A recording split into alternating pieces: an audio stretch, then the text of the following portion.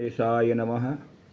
आज अनंत चतुर्दशी के इस पावन अवसर पर सभी सनातनियों को अनंत चतुर्दशी की शुभ मंगलमय कामना प्रदान करता हुआ आज भगवान अनंत की पूजा की जाती है। अनंत कौन है? अनंत का तात्पर्य होता है जिसका कोई अंत नहीं हो और जिसका कोई शुरुआत नहीं हो, आदि नहीं हो, उसे अनंत कहा गया है। अब अनंत भगवान विष्णु ही अनंत माने गए हैं, क्योंकि बताया गया है पग पाताल शीश अजधामा, यानी भगवान विष्णु जो हैं वो ही अनंत के रूप में पूजे जाते हैं। उन्हीं का एक नाम अनंत भी है। और अनंत समय को भी कहा गया है, क्योंकि समय का भी कोई आदि अंत नहीं होता है। समय कौन है? समय भी भगवान नारायण का ही स्वरूप है।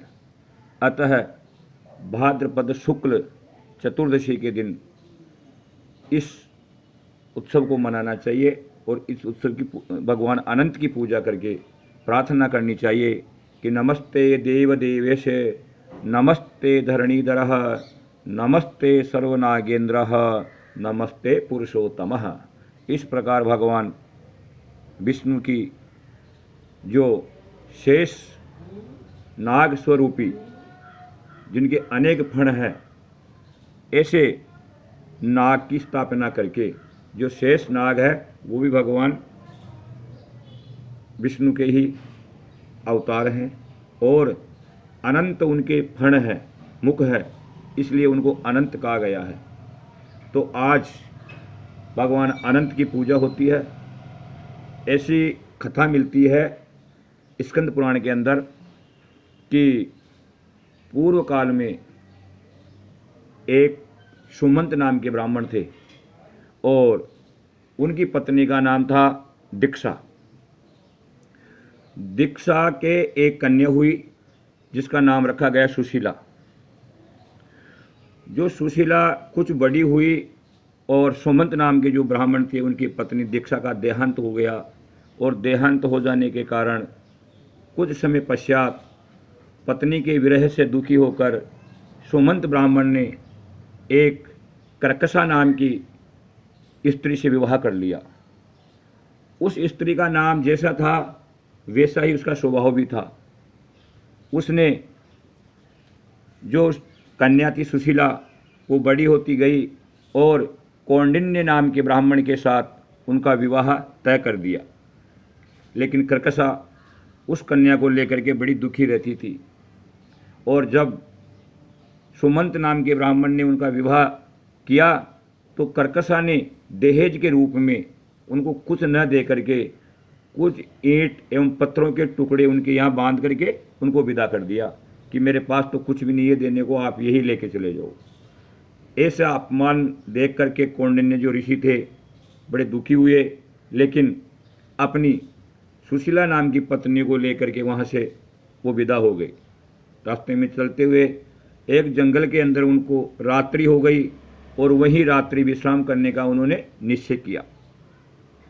और रात्रि व्यतीत हो जाने के बाद सुबह प्रातःकाल उठ करके सुशीला ने अनंत भगवान के बारे में कौंडिन्य से जानकारी ली, प्रार्थना की कि हे प्रभु अनंत कौन है, इनकी कैसे पूजा की जानी चाहिए, कैसे नहीं की जानी चाहिए, क्या खाना चाहिए और पूजा में विशेष क्या करना चाहिए। इस प्रकार की जानकारी लेकर के सुशीला ने एकांत में जाकर के, जो कौंडिन्य ऋषि थे वो तो अपनी संध्या मंदन में संलग्न थे और उन्होंने जो सुशीला थी उन्होंने भगवान अनंत की पूजा करके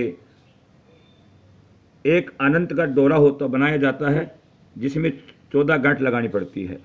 वो रेशमी डोरा भी हो सकता है, ऊनी डोरा भी हो सकता है और उस डोरे को ही अनंत मान करके उसकी षोडशोपचार या पंचोपचार पूजा करके उसको स्त्रियों को बाएं हाथ के कलावे में बांधनी चाहिए और पुरुष को दाएं हाथ के कलावे में बांधना चाहिए।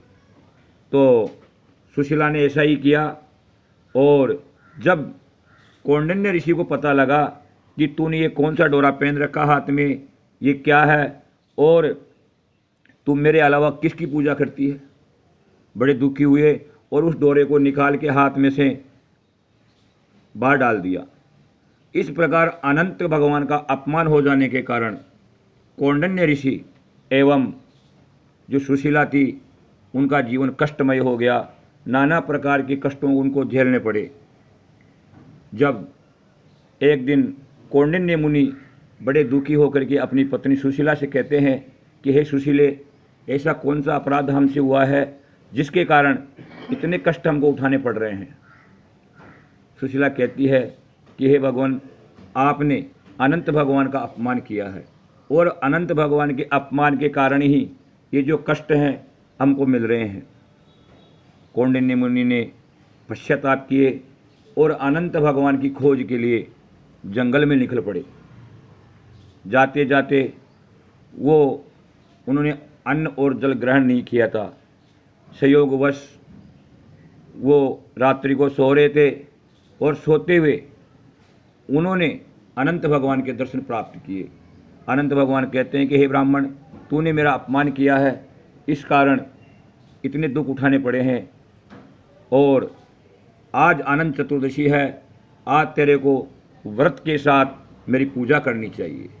और कौंडिन्य मुनि ने ऐसा ही किया। अनंत भगवान के जो शेष स्वरूपी उनका स्वरूप है उसको स्थापित करके पूजा की और व्रत रखा। व्रत के अंदर बताया गया है कि आज खीर का विशेष महत्व है। भगवान के खीर का भोग लगा करके तुलसी पत्र छोड़ें और वो प्रसाद सबको वितरित करें। ऐसा करने से अनंत भगवान की कृपा स्वतः ही प्राप्त हो जाती है। अतः जिस प्रकार कौंडिन्य मुनि ने व्रत किया और व्रत के प्रभाव से उनका जीवन वापस सुव्यवस्थित हुआ, अन्न धन के भंडार भर गए और उनका जीवन आनंदमय तरीके से व्यतीत होने लगा। तो आज वही अनंत चतुर्दशी का दिन है। सभी भक्त लोग भगवान अनंत की पूजा करके और प्रार्थना करेंगे कि हे प्रभु, जिस प्रकार कौंडिन्य ऋषि के आपने यहाँ धन संपदा का भंडार भरे, उसी प्रकार हमारे जीवन के अंदर भी आपकी कृपा हमेशा बनी रहे। जय राधे, जय श्री कृष्ण।